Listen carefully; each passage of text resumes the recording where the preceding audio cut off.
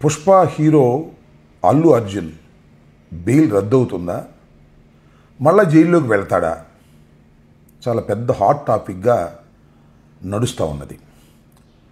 అసలు బెయిల్ ఇచ్చిన తర్వాత బెయిల్ రద్దు చేయటం సాధ్యపడుతుందా? నెంబర్ 1. రెండో అంశం, అసలు ఎందుకు రద్దు చేయాలి? నేరం అంత తీవ్రమైందా? వీటిని కొద్దిగా ఆలోచించాలి. అయితే ఇక్కడ జరుగుతున్నటువంటి అంశం ఏమిటంటే, ఒక సెక్షన్ ఆఫ్ మీడియా లేదు ఆ రాష్ట్ర ప్రభుత్వం, తెలంగాణ రాష్ట్ర ప్రభుత్వం కావాలని పని కట్టుకొని ఒక ప్రచారం చేస్తున్నారు.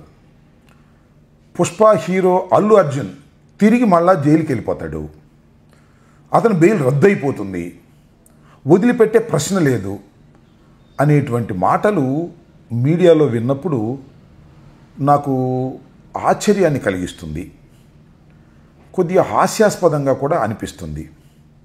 ఎవరికో కక్ష ఉంటే బెయిల్ రద్దు కావు. చట్టం తన పని తాను చేసుకు వెళ్ళేటటువంటి పద్ధతుల్లోనే ముందుకు వెళ్తుందనేది నాకున్నటువంటి చిన్న అనుభవం.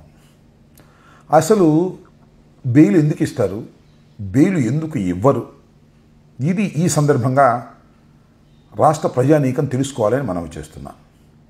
బెయిల్ అనేది చాలా సందర్భాల్లో ఇస్తారు, ఎక్సెప్షనల్ కేసెస్లో బెయిల్ ఇవ్వరు.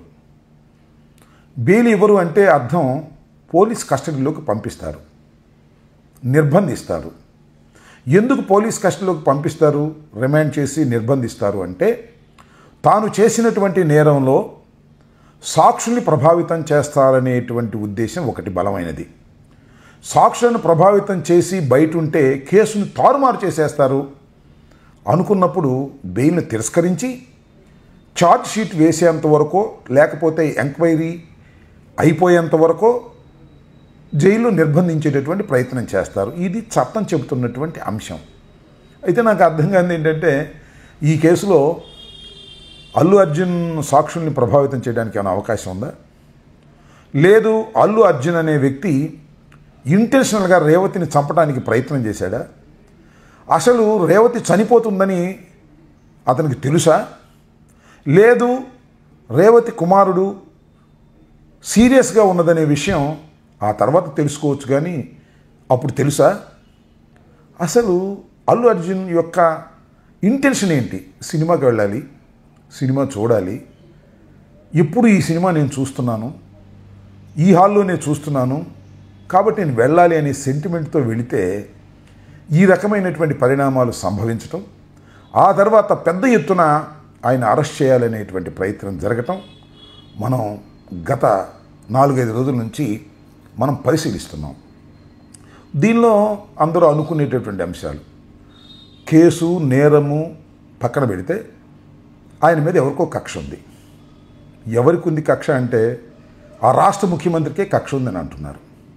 ఎందుకు అంటున్నారంటే, ఒకానొక సందర్భంలో అందరికీ ధన్యవాదాలు చెప్తూ తెలంగాణ ముఖ్యమంత్రి అని పేరు గుర్తురాకో లేక గొంతు ఎండిపోయో ఆ పేరును స్కిప్ చేశారనేటువంటి ఒక బాధ బహుశా ఆ ముఖ్యమంత్రి గారికి ఉంది అని అనుకుంటున్నారు. ఆ బాధతో కాదు, ఏదో స్వామి చెప్తారే, అత్త తిట్టినందుకు కాదు తోడి కోడలు ఎక్కిరించినందుకు అని. ఈయన మర్చిపోయినందుకన్నా కేటీఆర్ అసలు సినిమా నటులకి హీరోలకే ఈ రాష్ట్ర ముఖ్యమంత్రి పేరు గుర్తుండటం లేదు అని అన్నాడనేది ఇంకా పెద్ద ఈగోగా రేవంత్ రెడ్డి గారికి మారింది అనేది చాలామంది విశ్లేషకుల అభిప్రాయం.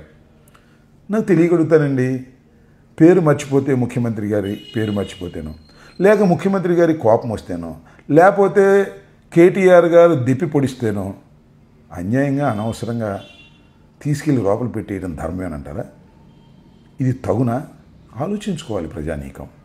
నాకు ఇంకోటి కూడా అనిపిస్తుంది, అదేమిటంటే, ఒక సెక్షన్ ఆఫ్ మీడియా అండ్ రాష్ట్ర ప్రభుత్వంలో ఒక భాగం, కాంగ్రెస్లో అందరూ కాదని నా అభిప్రాయం, ఒక భాగం అల్లు అర్జున్ని, అల్లు కుటుంబాన్ని ఒక రకంగా బ్లాక్మెయిల్ చేస్తున్నారు.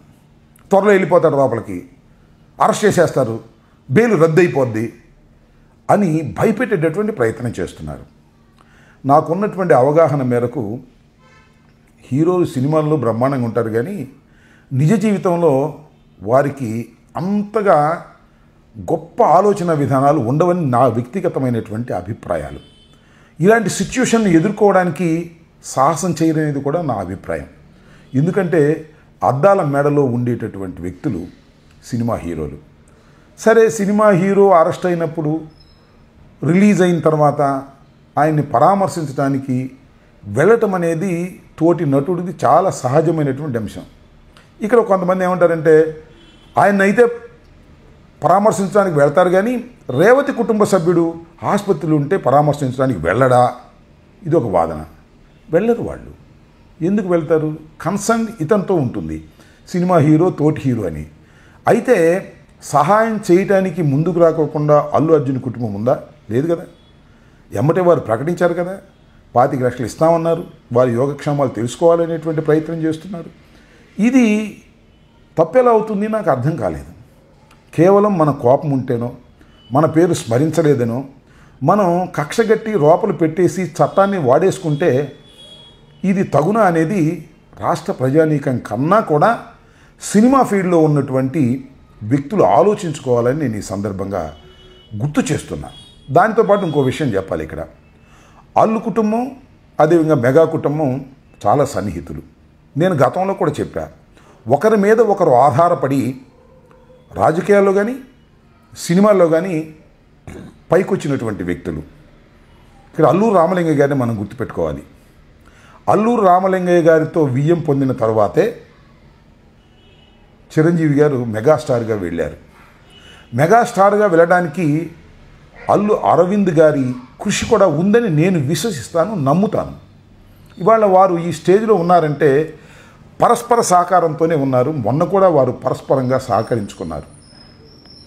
రిలీజ్ అయిన తర్వాత తన్ను పరామర్శించడానికి తోటి నటులందరూ వచ్చిన తర్వాత ఆయన సురేఖ గారి ఆహ్వానం మేరకు చిరంజీవి గారి ఇంటికి వెళ్ళారు. అక్కడి నుంచి నాగబాబు గారి ఇంటికి వెళ్ళారు. ఒక మంచి సంకేతాన్ని పంపించారు, మేమంతా ఒకటేనో కష్టకాలంలో కలిసి ఉంటామని. శభాష్, దాన్ని మనం మెచ్చుకోవలసిందే. అయితే ఇక్కడ ఒక చిన్న మాట నేను చెప్పాలని అనుకుంటున్నాను, తప్పుగా భావించొద్దు. కానీ రాష్ట్ర ఉప ముఖ్యమంత్రిగా ఉన్నటువంటి పవన్ కళ్యాణ్ గారికి మాత్రం ఆయనకి ఫోన్ చేసి పరామర్శించినట్టు కానీ, వీరు వారు మాట్లాడుకున్నట్టు కానీ ఎక్కడా కనిపించలేదు.